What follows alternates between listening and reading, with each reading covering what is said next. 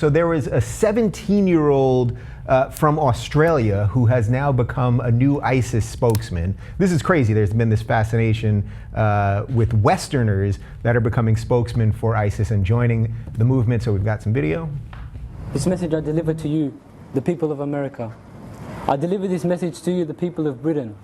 And I deliver this message to you, especially the people of Australia. And I say this about your coalition.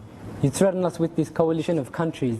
Bring every nation that you wish to us. Bring every nation that you want to come and fight us. It means nothing to us.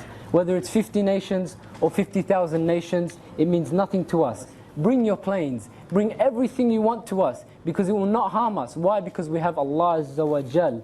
And this is something that you do not have. To the leaders, to Obama, to Tony Abbott, I say this. These weapons that we have, these soldiers, we will not stop fighting. We will not put down our weapons until we reach your lands, until we take the head of every tyrant, and until the black flag is flying high in every single land, until we put the black flag on top of Buckingham Palace, until we put the black flag on top of the White House. We will not stop, and we will keep on fighting, and we will fight you, and we will defeat you bi'idhnillahi ta'ala. Takbir! Takbir! Okay, so ABC News is reporting that he is Abdullah Elmir, who went missing from West Sydney about 4 months ago. I mean, he's got a crew, he's got a posse, they're into what he's saying. Black flag on top of Buckingham Palace and the White House. So again, we were just talking about the propaganda element of this whole thing. Yeah. How fearful should we be about these people? Like, that is kind of scary, a room full of these people, and knowing that he's coming from the West and leading this thing. I never liked pep rallies. I will say that I think the propaganda war is something that we could be waging better in the Middle East. I think that it has become so easy to sort of portray the West and America as the great Satan or whatever, and it might help us to maybe counteract that to some extent, and not make it so easy for these guys to recruit these kind of wide-eyed, easily impressionable young people. I'm a big fan of the Marshall Plan. I'm all about let's show up with butter and not just guns. And I think that there are things we could be doing in the Middle East to sort of rebrand the United States as the people who are constantly putting boots on sacred soil. Right. So I'm with you, and I used to do a bit about this in my stand-up act. Like, give these people a PlayStation, and they might have something else to do, as opposed to bombing them. Nobody has their house drop on them, and then thinks, I love these guys.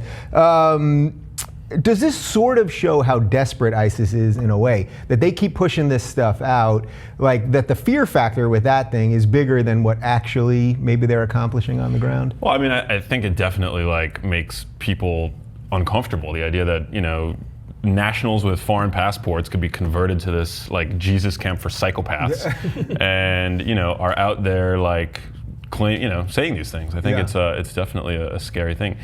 They're preying on these desperate people, and they're just indoctrinating. I think it's really terrifying. So what is desperate about this? Because I'm fascinated by this thing where these Westerners, and often a lot of the ones, especially from England, they're middle class. Some of them are upper middle class. Some of them from France also.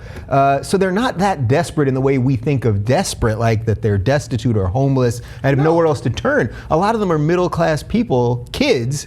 16, 17-year-olds. So what is it about this thing that's appealing to them? Have you ever talked to a 17-year-old who just found Jesus? Come on. Yeah. No, the fanaticism knows no socioeconomic level. And so if you have people who are dissatisfied with their life or their parents or whatever, and it's easy to push them into any kind of movement that claims to have all the answers, that makes them feel important, and it just so happens that the one that these guys have latched onto is ISIS, and that's what's happening right now. I think that you see similar activities from similar disaffected youth, in all kinds of places, just the other ones aren't carrying guns and posting videos on YouTube. Yeah, I guess maybe at 16, 17, I was thinking more about sex and drugs and video games and basketball. That I don't know that something like this, where they would have taken all those things away from me, would have appealed to me. So I don't know. That's the part that I'm having. I get your point, but that's the part that I can't really get around. So what appeals to these guys about not having these freedoms? That's the part. You were saying that a lot of them are upper middle class. I think that for for a lot of people who have been raised in,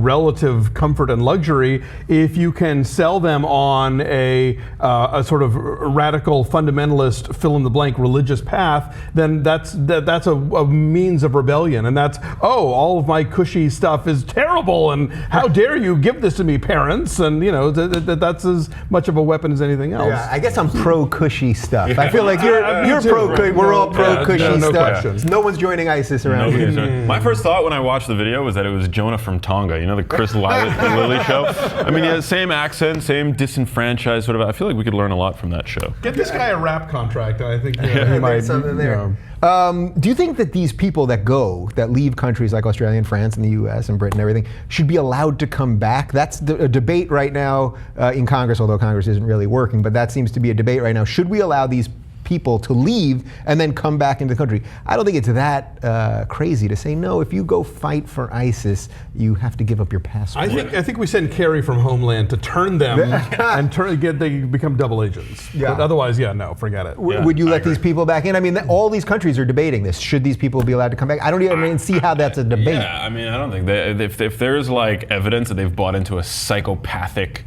murderous terrorist ideology like ISIL, I think no, passport revoked. If you've threatened the head of your own government, then I'd say pretty much that's you've thrown your passport on the ground and spit on it. That's kind of how that works. Right-wing nutbags here on the Rubin Report this week.